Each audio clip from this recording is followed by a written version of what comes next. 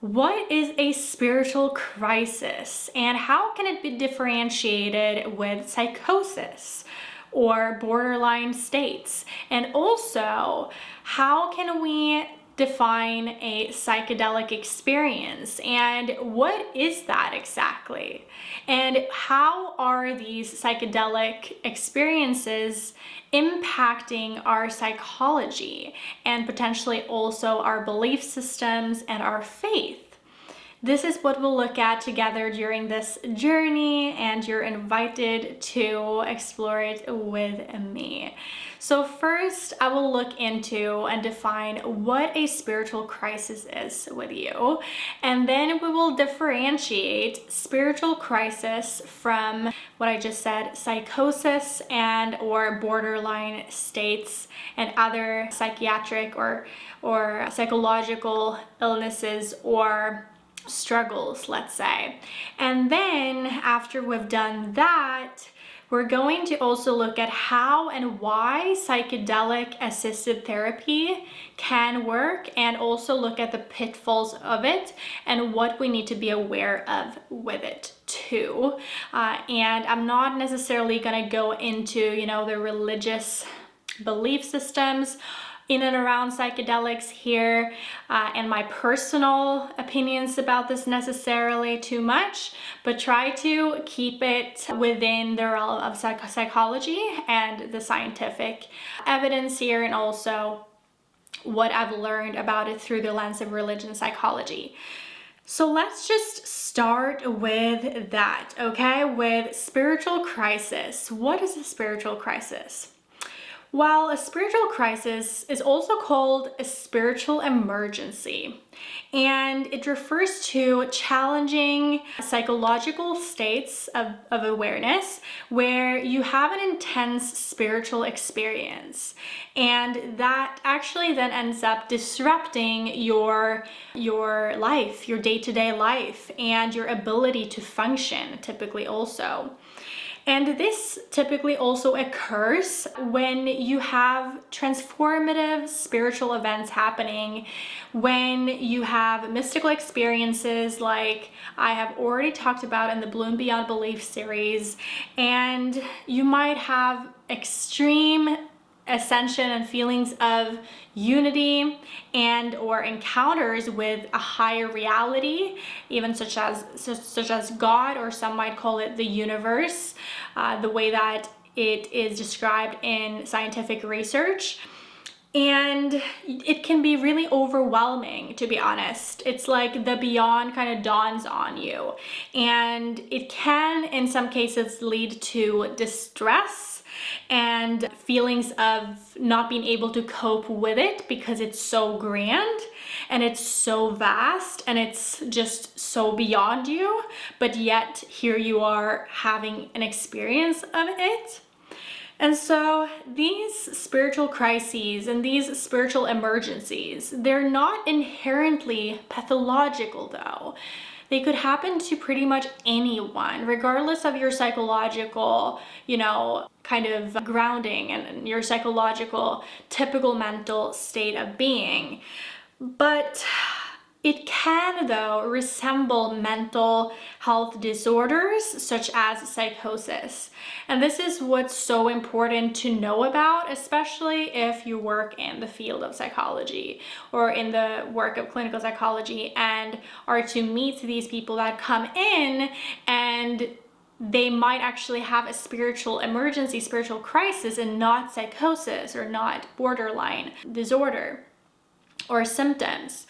So what are then the key characteristics to look for or to notice in even yourself or in other people that are going through spiritual crises? There are three key characteristics here.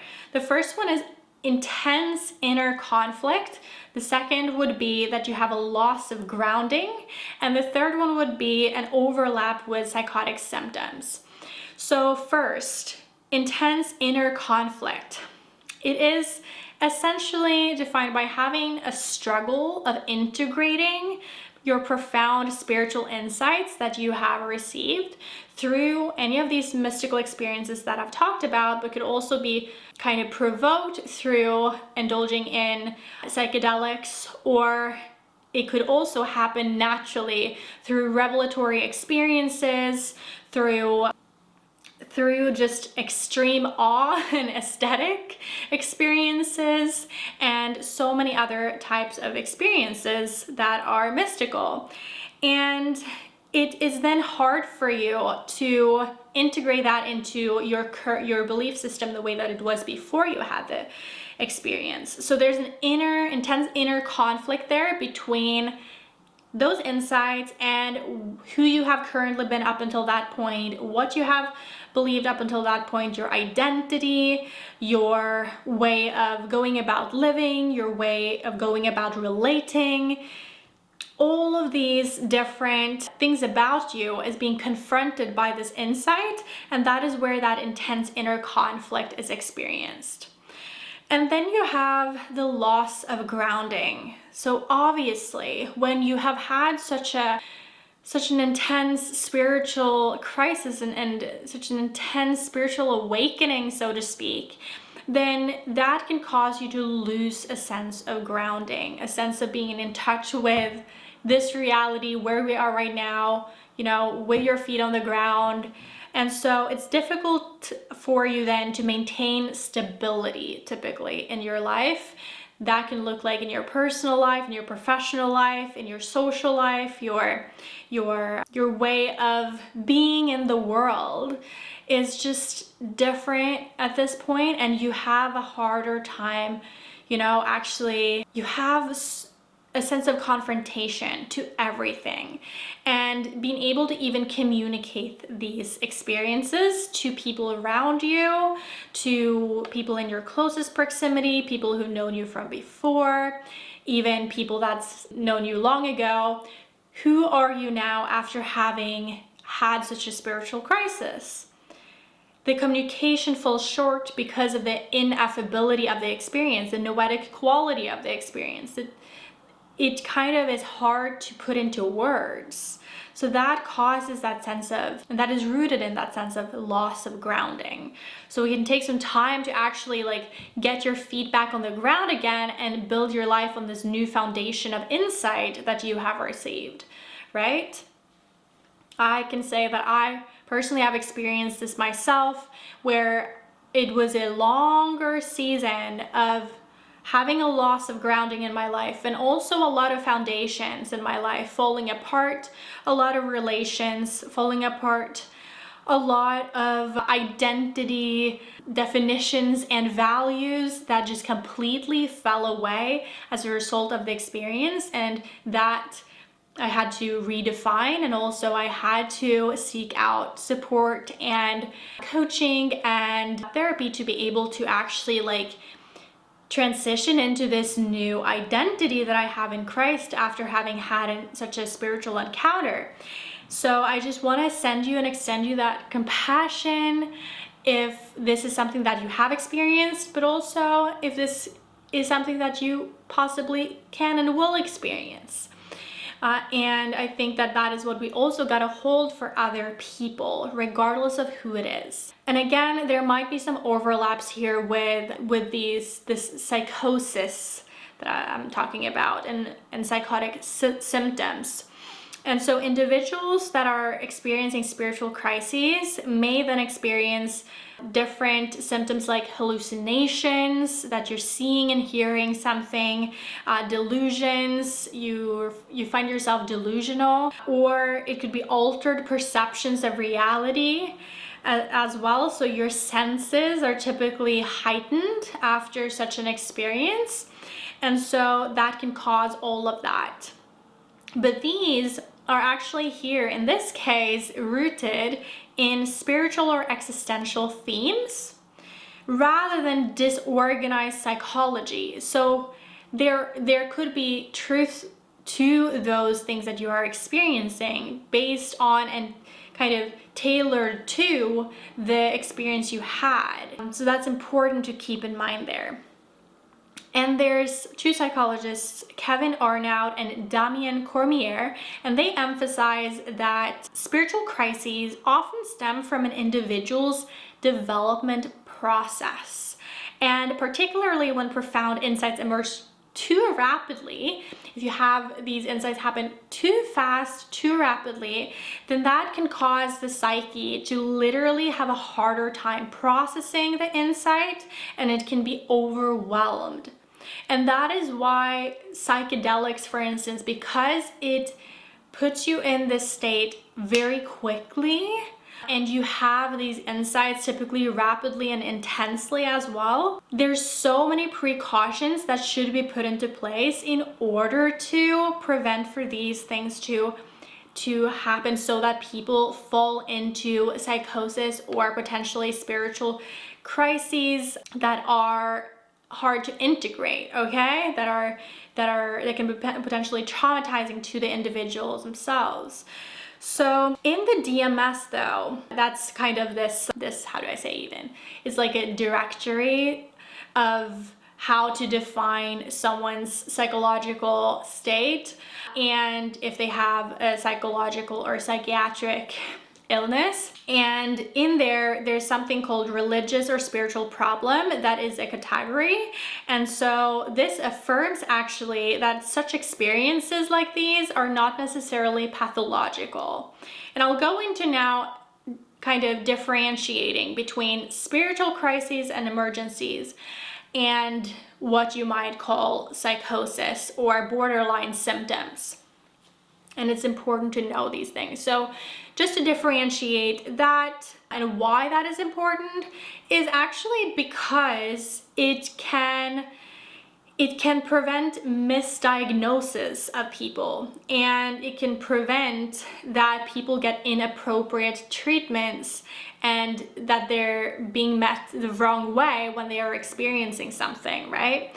The distinction really relies on several psychological and contextual factors when you look at the differences between these two. So the key differences that I'll kind of point out between spiritual emergencies and psychosis would be the root cause and context. It would be the symptoms and content. It would be the duration and trajectory, sense of agency, social and cultural factors, and pragmatical diagnosis strategies. So just to begin there with root cause and context. With psychosis or borderline states, these often actually arise from biological or psychological or environmental factors. That could be trauma, that could be substance abuse, that could be neurochemical imbalances. And so you would then potentially go into psychosis or borderline states. That's very different to the root cause of a spiritual crisis, right? I think I have like a hair on my eye. Let's see if we can get it out. There we go. So the spiritual crisis is rooted in transformative spiritual experience that I've just said. And so that could be, again, mystical encounters, visions, it could be existential realizations, which challenge your individual worldview and even the worldview that you have on the collective and the world at large. So it's a vast and it's a big difference as far as the root cause is concerned. So that's important to get to the bottom of. And then the symptoms and the content of them are also different. So with psychosis or borderline states, hallucinations and delusions are disorganized, or they are detached from reality. They're completely out there. And that's something to really sit with a little bit. Like, what is exactly detached from reality? And would someone's judgment of what is detached from reality depend on the psychologist's, point of view of what is reality and what is detached from reality? That is why contemplating reality is so important for those who work in the mental health profession, I think. To not get too, scared about someone contemplating that which is beyond this reality and considering all of that just like, you know, completely out there. and so being able to just sit with that is crucial. Also, emotional instability and fear dominate when you have a psychosis or you have borderline states. Versus when you have spiritual crises, the symptoms are different. So you might then experience something deeply meaningful, and they're often tied to, again, spiritual experiences or spiritual existential themes like unity, divine encounters, God, etc., etc. And the individual, you would then seek integration and understanding of the experience very often. But obviously, if you meet this person coming straight out of such experience, it can still take a while to come back to one's senses, if that makes sense, to ground again. So I don't know how capable one would be of like actually communicating as you were coming out of it about what you're experiencing, but if it goes like a few days or so, then you're actually able to like reflect on the experience and utter that you would like integration, and this was the experience you had, and the understanding you had of the experience, etc. So having patience there and compassion is crucial. Also, the duration and the trajectory, right, of psychosis and borderline states versus the spiritual emergencies would be that in psychosis, or when you have borderline states, the symptoms may persist without intervention and then follow a chronic or episodic pattern. So this could be something that then ends up being chronic, it's episodic, it happens over and over again. And on the other hand, you have spiritual emergencies that are, even though that they are distressing to some extent, they can be temporary. And they can resolve with proper support and guidance and grounding. So that's the difference there in the kind of duration trajectory of the experiences. And when it comes to sense of agency, with psychosis or borderline states, there's a sense of helplessness, okay? And a sense of disconnection that prevails. And you have little ability to regulate the experience of the psychosis and what you're moving through. So there's little agency, meaning you literally feel like you don't have a say in what's going on. And that's what's so scary about a psychosis. And the fact that you're literally like disintegrating into the beyond in a way. But it's quite different from a spiritual crisis, where individuals often feel a drive towards growth, towards transcendence, even amidst the confusion that they might be going through as they are having the experience. And remember, as I said, this can be both with psychedelics and off psychedelics in normal states of, you know, being without any influence of any kind. And then, you know, there's also the social and cultural factors too that are quite different when it comes to the psychosis borderline states and the spiritual emergencies. With psychosis, symptoms actually may clash with cultural norms and also lack a coherence within the individual's social framework. So being able to get an understanding of this person's, you know, upbringing, where they were brought up, what culture they were brought up in, where they are currently, what that culture looks like, and have a little bit of like an awareness there of how that could, if there's a big contrast there between what they're experiencing and where they're actually, they live or where they grew up, because that can influence their experience. The spiritual crises, on the other hand, the experiences may align with the individual's spiritual or cultural practices, even if they're overwhelming. So being able to get a grasp on their like spiritual disciplines, their worldview, their life, their cultural like life, That's crucial to discern between these different experiences. And then you have the practical diagnostic strategies. So how would you deal with, I think I still have like a hair. There we go. The different types of ways that one would practically work with these is that you would have containment and grounding. You'd have, the therapeutic role be a little different for each and one of these experiences. And you'll have a cultural sensitivity. So for the containment and grounding, when it comes to a spiritual crisis, grounding techniques can look like mindfulness, can look like nature walks, can look like, I call them like wonder walks, often then stabilizing the individual and helping them integrate their experiences. Other grounding techniques could be such techniques as head cradle, holding the head, which actually triggers a subconscious memory, our childhood, or not necessarily childhood, but when we were born and when we were cradled, it kind of stabilizes our nervous system and brings us into a state of parasympathetic nervous system, into rest and digest state. You also have the heart cradle, where you just hold your heart. That is also immensely grounding and can be really, really, really powerful for someone who's gone through a spiritual emergency. Another way to go about it is literally to be on the ground, to sit on the ground, to keep your feet on the ground, to keep your awareness on your feet. These things can really bring your consciousness into your body rather than, living up there after having had such an experience, okay?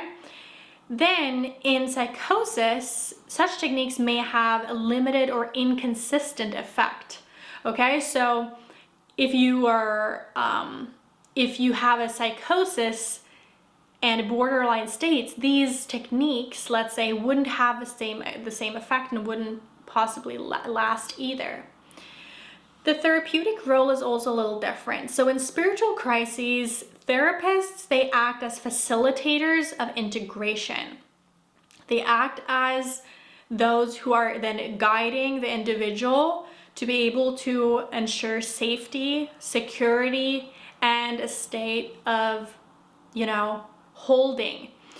So you're then validating this person's spiritual themes and their experience and what it is that comes up for them, and being able to meet them with divine unconditional love and presence, essentially. In psychosis, the focus is on rather symptom management and ensuring safety. So the kinds of psychotic symptoms that I kept talking about, it's about managing those symptoms that one would have in psychosis, the hallucinations and the delusions and all of those symptoms. The cultural sensitivity is also something to keep in mind and be able to ensure that you as a clinician need to then assess whether experiences align with cultural or religious beliefs, like visions of as ancestors in indigenous traditions, or where they're at and what their ancestry looks like. Keeping that in mind as well.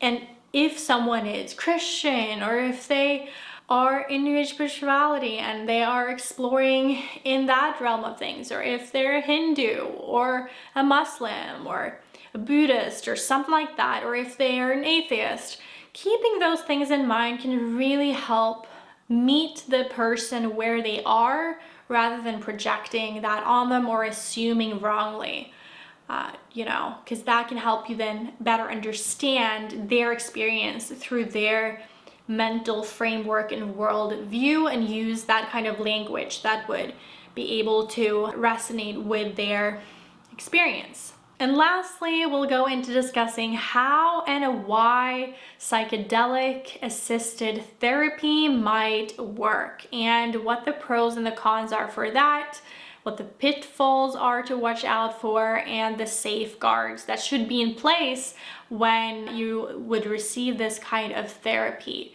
right? And psychedelic assisted therapy, it typically involves using substances such as psilocybin, LSD, or MDMA in a controlled therapeutic environment, very important to make that clear, and a setting like that to essentially have the focus be on addressing mental health conditions.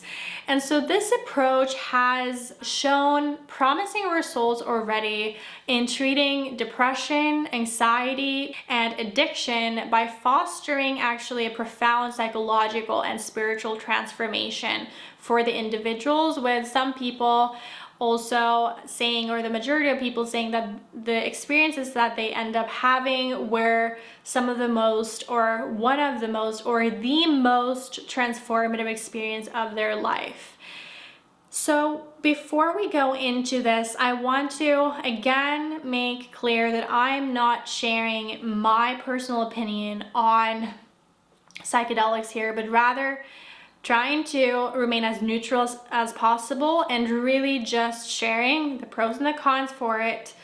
And we'll go into the mechanisms of action for this kind of use, the clinical applications, why it works, the risks and the safeguards, and I'll also share some case studies and evidence here. So the mechanisms of action, what does it do? What does this psychedelic assisted therapy do for someone? What is it meant to do? Well, first, ego dissolution and default mode network, and then mystical experiences, neuroplasticity and brain connectivity, and the therapeutic context we'll also go into talking about. So the ego dissolution and working with a default mode network. Well, what does that mean? Well, psychedelics reduce activity in the brain's DMN, the default mode network. And this one is basically associated with self-referential thought and ego. And so this is the network that enables us to consider ourselves a self. And so when you then would use psychedelics, it would essentially then tune that down or reduce the activity of that so that you'd find yourself kind of experience an interconnectedness with everything and everyone around you, essentially. And so the way that then ends up shaping the psyche is that this ego dissolution, in a way, it allows the individual, it allows you then to experience a sense of unity, a sense of interconnectedness, and freedom from rigid thought patterns. And you need to keep in mind here that those who have different psychological and psychiatric illnesses, very often they are very stuck in their thought pattern, and so their thought pattern is very rigid. And so typically working through just, therapy and the way of talking with a conscious mind, because it doesn't go through into the subconscious because there's such a rigid barrier there, it can cause people to not be able to reach that place.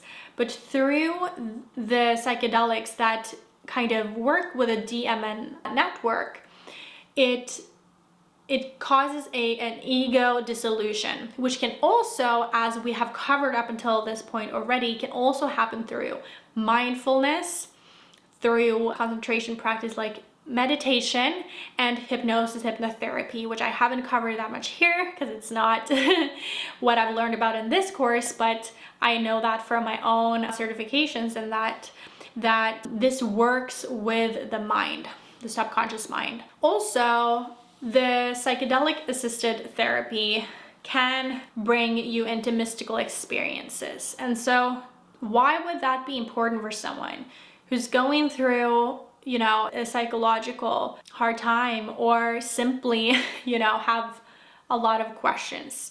Well, psychedelics often induce mystical type experiences characterized by, as I've said, a sense of unity, a sense of interconnectedness, a sacredness, transcendence of time and space, ineffability, and difficulty describing the experience. So these experiences, they often foster enduring psychological benefits, enduring psychological altered ways of seeing themselves in the world, and that includes also typically increased life satisfaction and decreased fear of death also, or a reverence to life and for life. And you can see though in the differences between those who go into the experience and they meet God versus they have an experience of the universe, let's say, that those who have the experience of the universe, they have decreased fear of death. Meanwhile, those who meet God, they have an experience of sacredness and a sense of reverence, holiness, and a kind of experience of the beyond, meeting the beyond, which is quite a different feeling to this interconnectedness in a way, and the universal sensation and belief system you then end up having if you didn't meet God necessarily, or you didn't consider it God, but it was more of a universal experience. Okay, so those differences there are important to keep in mind. Also, the other mechanism of action that this psychedelic assisted therapy can do is that it causes you to have your brain literally reorganize itself through neuroplasticity. Neuroplasticity is something that is literally a phenomena for every single one of us. We all have neuroplasticity, and during us growing up, all the way up until 30 years old, our neuroplasticity is extremely sculptable and shapeable and moldable.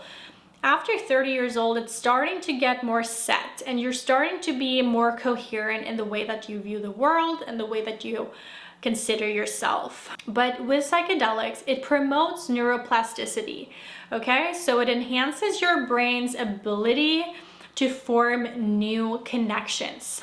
And this can lead to reorganization of thought patterns, helping you to break free from entrenched habits and beliefs.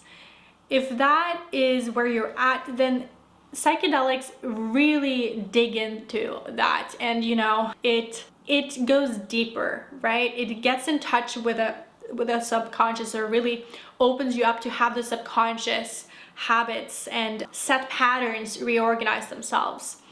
But then obviously after that comes the integration and the actual action taking the insights that you receive. The therapeutic context also we want to consider here. So the psychedelic therapy, it involves preparation, it involves guided sessions, and integration, like I just said. So trained therapists, trained people that know how to work with the mind, that knows how to respond to these different states, provide a safe space for patients to explore and process their experiences. And I'm not just talking someone who knows how the mind works necessarily, but has a holistic approach in being able to understand the mind, body, soul, interconnectedness here.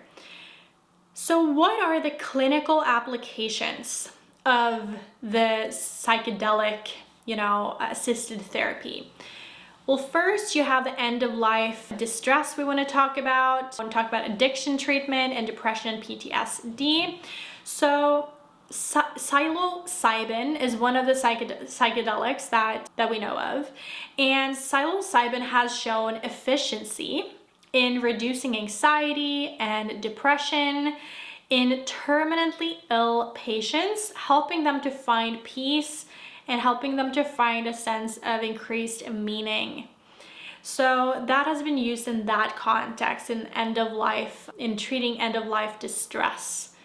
Okay, and that makes sense to me, especially for those who don't have a religion necessarily to view suffering and life through, like we've talked about when we talked about meaning in another Bloom Beyond Belief video, where, you know, when you have a belief system where you are able to process suffering, you would be able to go through it totally differently than if you don't have that. And so if you don't have that, then maybe psychedelics would be fairly tempting at the end of your life because of the typical suffering that might experience then. And then also addiction treatment. So psilocybin and LSD have helped individuals to overcome alcohol and tobacco dependencies, often by invoking insights into their addictive behaviors. But it's very fascinating, this, you see, because I know that those who have met, for instance, Christ and Jesus and had mystical experiences and encounters with the divine God, it releases this natural drug literally in your brain that is already there, that then causes you to have a similar experience to what you would have if you went on these different psychedelics, which is fascinating. And then that's why a lot of people, I believe, from a psychological point of view, could also then overcome a lot of these different addictions. It's highly common if you look at testimonies of people having come to Christ, a lot of them overcome addictions, overcome a lot of their habits that were destructive. And like it says here, psilocybin and LSD is doing that too, which works with similar parts of the brain. Then you have depression and PTSD. Also, psychedelics facilitate emotional breakthroughs and self-compassion, essentially reducing depressive and trauma-related symptoms. So what that does is that it enables enables you to get in touch with emotions that you haven't had access to, because your rational ego and mind has just been so set in its ways. But because you have such an experience, it opens you up in your heart space, so to speak, to receive the love of the beyond, let's say. And that opens up the capacity to feel again, if that has been inaccessible to you. Okay? Then it's also important to then consider, well, what if you are that kind of person who are just feeling a lot, that are very sensitive and have those personality traits? Then one might wonder if this experience might be extremely disruptive for you, if it then causes you to have even more emotions and sensitivity. So why would this then work? We'll talk about that, and then we'll talk about the risks after. So why it could work is deep emotional processing, altered perception, and then integration of the mystical insights. So first, deep emotional processing. Psychedelics essentially enable you then to confront suppressed emotions and traumas in a non-defensive state, in the theta brainwave state, leading to catharsis and healing, which leads to you being able to get in touch with that depth of yourself. And then it could provide an altered perspective, of course, because you'd literally go beyond yourself with a DMN network being reduced, having reduced activity. You could then have an altered perspective on reality and on yourself. So there could be then experiences of ego dissolution, like I said, unity, and a new outlook on life, promoting self-awareness and compassion. What does that then look like in a day-to-day setting? Well, when you go around in the supermarket, or you go for a walk or something like that, and you meet a stranger, like, you would treat them differently, wouldn't you, if you had a different perspective, like, or having had such a point of view of the world? It will alter the way that you relate to people from a new level of compassion and a deep, deep, deep interconnectedness to them. So you would bloom beyond belief, in a sense. An integration of mystical insights also, we want to just touch on that. So how would you integrate these experiences? Well, patients often describe newfound purpose and meaning in life, with the experience of fostering long-term resilience, much like other mystical experiences. What then would be the risks and the safeguards of psychedelic-assisted therapy? Well, psychedelics can provoke anxiety. It can provoke confusion. So if you're already extremely confused going into it, it could potentially not be for you this. And also it can provoke psychotic episodes. It can especially do that in predisposed individuals that already have those symptoms or already are very anxious or already are extremely emotional. And you might have heard of these types of bad trips that may occur if the experience is not properly guided or is happening in an environment that is not optimal or not supportive and not under, that's not considering your holistic experience of, the environment you're in, considering your mental state and being able to meet you psychologically, as well as with your body, your somatic symptoms, etc., etc.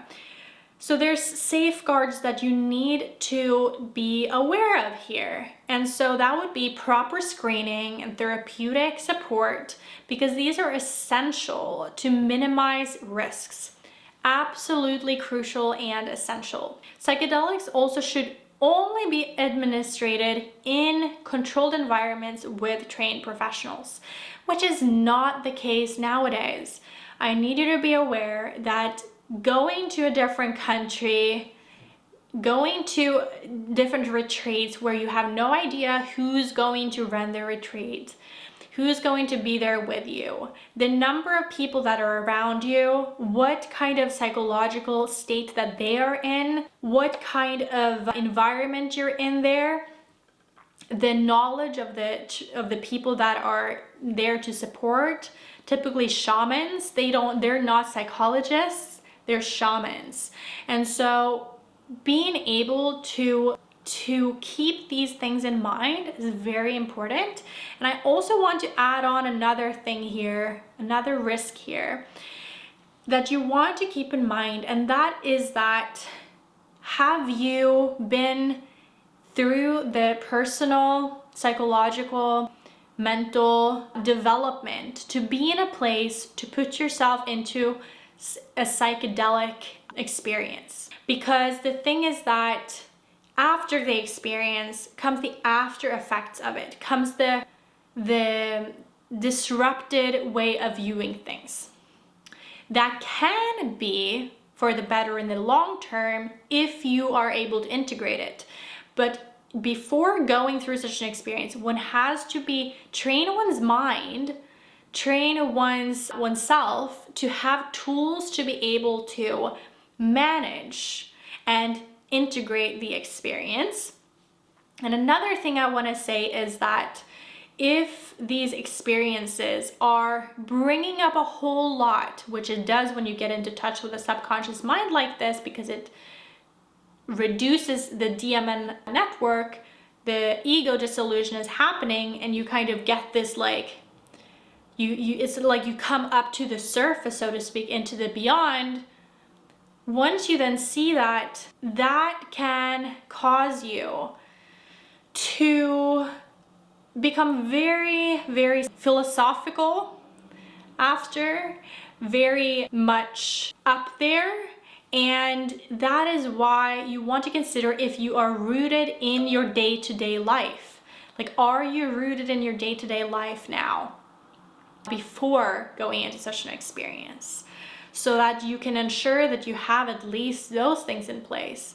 If you're going into it like this fun experience that you're just gonna do over and over again to different ayahuasca ceremonies and doing mushrooms here and there, this is not something to mess around with.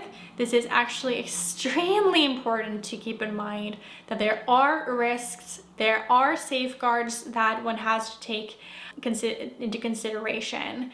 And you need to be aware that this is an industry in and of itself that is seeking the attention and really just like grabbing the attention of those who are in the most vulnerable places in life, which in that state of being extremely vulnerable in psychological well-being, one can invest into and go into experiences like these that are not well thought out of.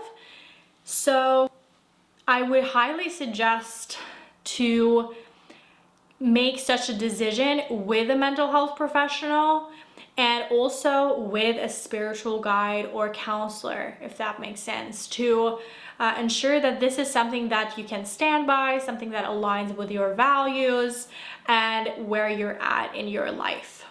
Okay, just two little case studies and evidence here as well. There's the Good Friday experiment from 1962, where psilocybin induced profound mystical experiences in divinity students actually during a church service, illustrating its potential for spiritual and emotional transformation. So if you're interested, you can look up that study, the Good Friday experiment. There's also modern research that show that at, for instance, Johns Hopkins University, there's been studies done that have demonstrated lasting improvement in mental health, with many participants rating their psychedelic experiences as among the most meaningful of their lives. So it's not to ignore this, that these experiences can hold and be very meaningful, hold a lot of meaning to them, and it really is something to know for those who work in this field, that again, it can also trigger spiritual emergencies, and one need to discern that from psychosis too. So with that being said, I want to conclude with just asking you, what's your perspective on psychedelics? What's your experience with it, if you have ever had such an experience? Have you ever had a spiritual emergency or had psychotic experiences, or known people that have gone through that and had that? Is there anything that you have learned that you want to share? Feel free to share. And I would love to hear, what your relationship to this topic is like. And I think that we just gotta hold compassion for each other here, but also we need to, because this is such a, let's say, new area of practice that's becoming more and more common, we still need to keep safeguards in place, and we need to remain, clear-minded to be able to discern when is a time and a place for this, if at all, and really just be as sound-minded as possible with this. And with that said, I also want to invite you into the garden community. The garden has gatherings in person and online, has guides to help you and assist you grow in your spiritual sacred walk. And I'm on the Christian walk, but I want to welcome anyone, anywhere, with any faith or any outlook on life in, so that we can build bridges with one another and be able to essentially just see the interconnectedness between us and honor each other for where we are, that we've got so much to learn from one another. And also in there you get access to a chat, and you get access to coaching and also community, of course. So you can go to check out Bloom Beyond, and the link to the garden below here as well. And I thank you for having been with me here.